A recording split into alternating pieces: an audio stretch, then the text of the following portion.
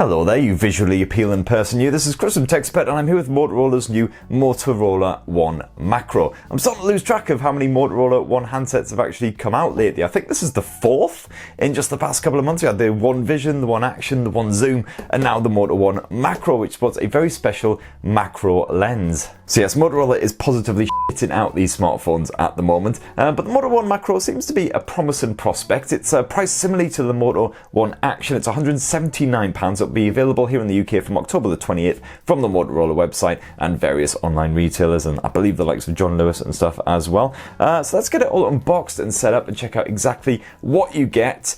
Take you a tour of the features, the specs and everything, and then stay tuned for an in-depth review. And for more on the latest and greatest mobile tech, please do poke subscribe and ding that notifications bell.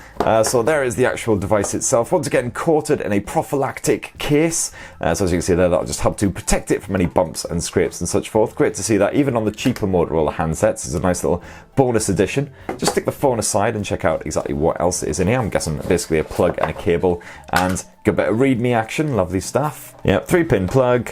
Hopefully a Type-C USB. Yep, Type-C USB, so that's good. No micro USB shenanigans. And a pokey pin device to get your SIM in there. Thrilling stuff as always. Let's get all that put back in the box and stuck away. And let's actually check out the device itself. So there's a little spoiler alert of some of the specs and features that you can expect here on the Motorola One Macro. Let's just check out the actual chassis itself. So you can pick it up in a couple of different hues. This is the space blue model, but you can also grab it in ultraviolet if you like. The space blue model, similar to the Moto G8 Plus, which I've just unboxed, so go check that out if you haven't seen it already. It's got a slight gradient style finish, as you see, quite dark up towards the top, slightly lighter hue down here below. Looks quite nice, certainly for a sub £200 smartphone. Not sure what the back is made of, but I'm assuming it's just plastic as opposed to Gorilla Glass or anything like that. Certainly feels like plastic, but it's got a decent heft to it. Doesn't seem to be too bad on the whole greasy print front. It seems to be hiding those scuffs and smears fairly nicely, helped along of course by the fact that it's quite a dark finish, and it is IPX2 splash resistant as well,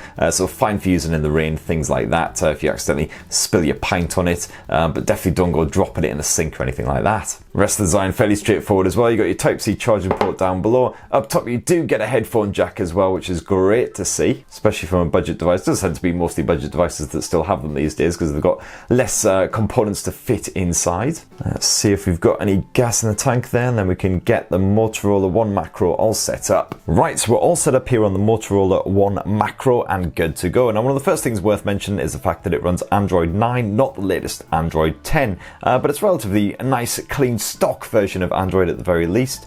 If you dive on into the settings, you'll find all of the usual features that you know and love and expect in there. That's digital well-being, of course. Dive into system.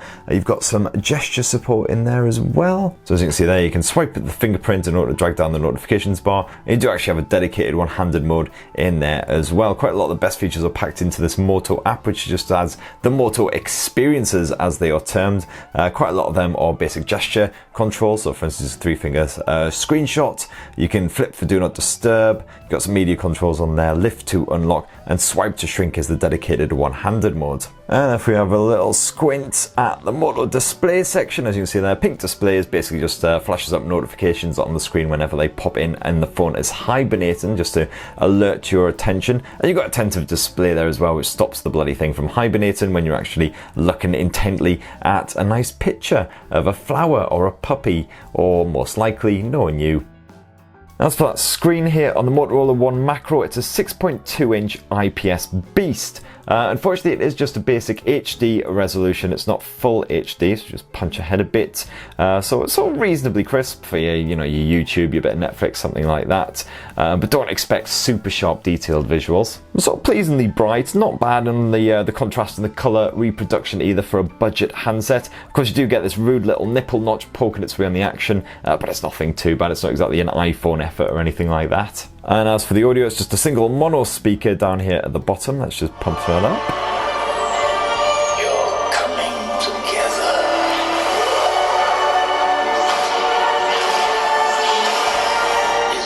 So reasonably loud, does get a little bit tinny there on that top volume, likes of bass and stuff like that, pretty much non-existent, but you know, it'll be absolutely fine, again, for watching YouTube in a sort of reasonably noisy environment. And of course you do have that headphone jack up top and full Bluetooth support and everything as well. On the performance front, obviously quite limited, that sub £200 price point. The Motorola One Macro is powered by not a Snapdragon chipset, it's a Mediatek P70, but it is backed by 4GB RAM. So far, everyday existence seems relatively smooth, probably helped along by the fact that it's quite a stock version of Android, but we'll see how it handles the likes of PUBG Mobile, see if you can actually play that on a respectable detail level with a playable frame rate, basically. Certainly no worries on the battery front though. You got a mighty 4000 mAh cell stuffed here inside the Motorola One Macro, usual adaptive battery saver modes and everything as well. Doesn't support fast charge, it's just a 10-watt charging support, although they still term it as rapid charge, but I reckon that'll take a good hour and a half or so to fill up in total. And let's just dive back into the settings briefly as well to go to the storage. Check that out, 64 gigs on board.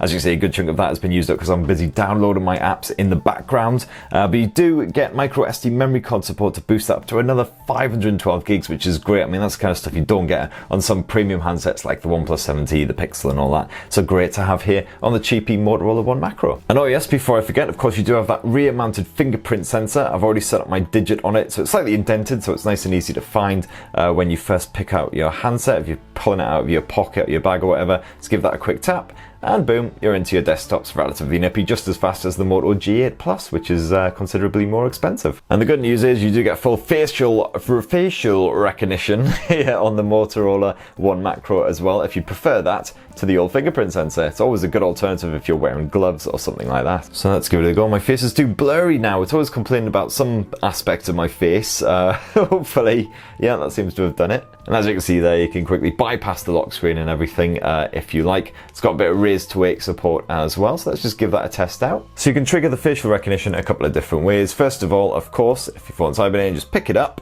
and it will automatically scan for your face, and there you go, boom, the padlock icon shows that we are unlocked. So you're just going to need to give the screen a bit of a swipe there. Unfortunately, there's no way of getting straight into the desktops and bypassing that swiping motion, which is slightly annoying, but there you go. Alternatively, you can just hit that power button, that will start the facial recognition, and as you can see there, it's super nice and nippy. Bang! Yeah, hopefully it'll stay nice and reliable. I'll give it a full review, of course, so stay tuned for that. But of course, the most intriguing and original aspect of the Motorola One Macro is that rear lens camera tech. And oh wow, that glossy rear surfacing has definitely picked up a lot of scuffs and finger grease. Yum. One swift wipe on the t-shirt later, and let's see what we've actually got here. So it might look like several lenses. It's actually 3, which is still plenty. Anyway, up top you've got that macro lens. It's a 2 megapixel macro vision lens, as they term it.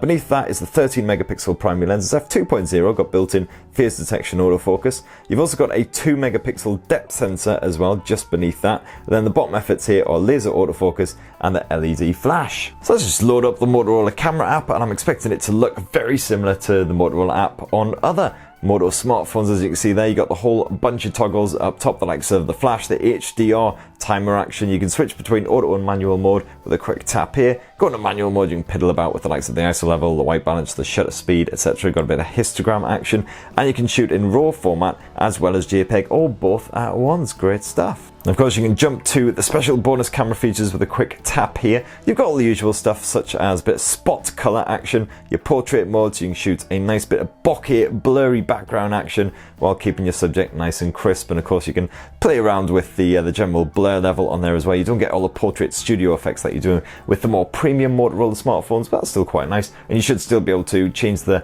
level of depth effect as well after you've taken the shot in the editing section. If we dive on into the settings, you'll see you can shoot up to full HD resolution video. You can't shoot 4K, unfortunately, so it's a bit limited on that front. But if we scroll down, it does at least have some of those Motorola AI features on there, such as the smart composition. As you can see, that implements the rule of thirds, just crops in a little bit to make your photos look nicer. And also it saves the original photo just in case the results are a bit crap. And as you can see there, you got the auto smile capture as well, so it's nice to have those on board. But of course, one of the big new features here on the Motorola One Macro is, unsurprisingly, the macro lens. And what this of course allows you to do is get very intimate photos of your subjects up close and personal. So as you can see there, it's kind of like a wide angle style effect. It just gives you quite a bit of detail. Should work really, really well, especially in bright outdoors conditions rather than this sort of slightly dim studio. And so far seems to be doing a pretty good job of picking up on those individual hair strands. The laser autofocus is doing a decent job of keeping it nice and crisp, even though my hand's kind of